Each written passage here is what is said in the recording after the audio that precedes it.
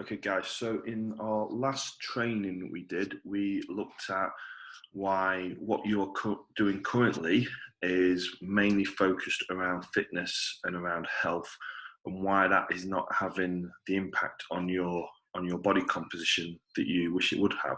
Okay, so refer back to that previous training to understand these three key areas, three goals that you can aim for, and why what you're doing with your current trainer or what you're implementing yourself is not going to get you to your current body composition or fat loss goals. Okay, so what I want to do in this session is just explain, why that is, what's going on with your metabolism, what your metabolism actually means, and what we refer to when we're talking about body composition. Okay, so just clear this. So if we look at this in a graphical form, so we've got two graphs.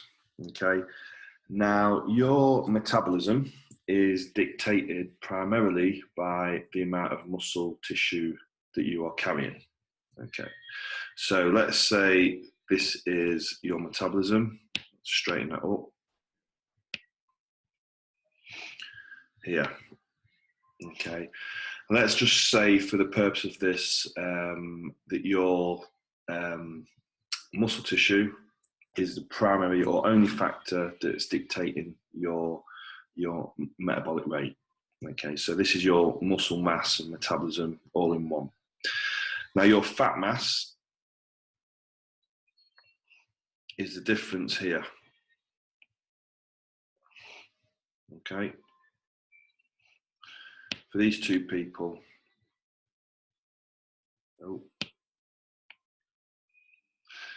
exactly the same. Now, going by the previous video, if you was to continue what you're doing, so that's like restrictive dieting, overtraining, taking fat burning supplements that you shouldn't be taking, doing some wacky nutrition, like cabbage soup diet or something like that, that is not gonna help you in the long run improve your body composition. It's not going to make you leaner. It's not going to make you more muscular. Because what would happen, say in person A, you was doing a restrictive diet and you was training really hard and not correctly for your goal, what would tend to happen? You would start to lose weight. Okay, the total here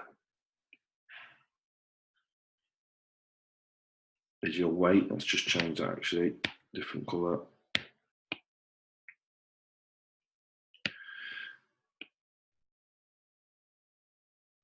This is your weight previous. Now you start to do these restricted diets and you start to come down in weight. But what happens, because you're not concentrating on maintaining and building muscle tissue, you're basically starving your body of nutrients, your body fat levels, body muscle levels are going to come down as well. So you've not actually improved your body composition. And what we tend to see is it actually gets a little bit worse when you carry out these restrictive diets. So you may end up actually here. So all you've actually done is you've decreased the amount of muscle, lean muscle tissue that's metabolically active, okay, which is the primary factor for your metabolism. We've decreased that, but yeah, you've seen a drop in the scales. You've seen a drop here in the scales, but you've not actually improved your body composition. You probably become smaller, weaker, less muscular, and you're actually more prone to put on body fat because your metabolism at rest and at any activity requires less calories. So you require less fuel to do a similar job. So you'll store more nutrients as body fat. So this is what we see when people, especially you guys that are driven, you often overcook it, overdo it. You're in that gym you're smashing the cardio, you're on the weight, rather than concentrating on increasing the intensity, i.e. increasing the weight, you increase your reps, you increase your set, you increase the volume. You're doing everything that is contributing to this person A. Okay, so you end up worse off than what you started. And because you're restricting, you're priming your body, you're priming them fat cells to uptake even more nutrients once you start feeding it again, because you will fall off the wagon. You've done it plenty of times before. You've started a program, you've gone all restrictive, you've overcooked it in the gym. You'll fall off the wagon. You'll bounce back, and you'll bounce back fatter. Okay, your muscle mass will stay low because you're doing nothing to bring that back, but you'll actually get a little bit fatter.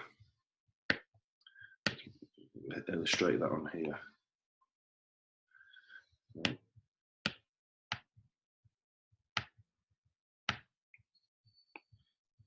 Okay, so once you bounce back, you're going to increase your fat levels. Now you're actually in a worse state than when you started. Now this is common, and you guys know you're doing this.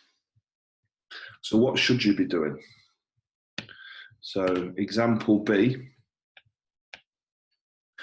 we need to be concentrating firstly on strength, building lean muscle tissue. So our workouts need to be specific for that purpose. So we need to be concentrating on rep range in general between 8 and 12. Not doing too many sets. Okay, doing the right amount of sets, being able to recover. And being able to recover means putting the right nutrition in. Your body cannot recover if you don't put the fuel in for it to recover. So let's say we get all that right. We start increasing muscle tissue. Get my line straight. Okay, our muscle mass goes up. Our muscle mass goes up. Our metabolism goes up. We require more energy just at rest and just to carry out daily activities. Okay, so your metabolism is increased. It was here before, now it's here. Because your metabolism has increased, I'll do this in a different colour, your body fat starts coming down. So you might see a small weight loss happening, but it's the right weight loss, it's the right tissue that's coming off your body. Some people who are gifted, or some people who have been on a restrictive diet, may see an even bigger increase in lean muscle tissue. Well, they might not see such a great weight loss. They might even see a weight gain. But the key factor is that their actual fat mass has decreased. Although the scale weight here, the scale weight is not changed that much. It is this section here that is decreasing. You're getting leaner, you're getting more muscular. But you need to be implementing the right training. You need to be not overcooking it, not overtraining. You need to be tracking what you're doing in your training. You need to be implementing progressive overload. So every time you go in a gym, it's slightly harder. And that means increasing weight, not necessarily increasing sets, not necessarily increasing reps. You definitely don't want to be increasing reps massively.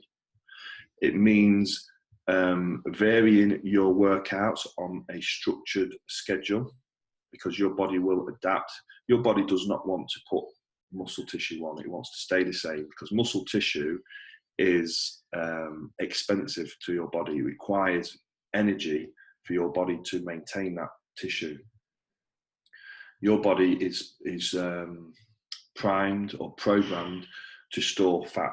Fat was the fuel, the emergency fuel that we used when we was in a famine way back in the day. So storing large amounts of muscle tissue is not what your body wants to do.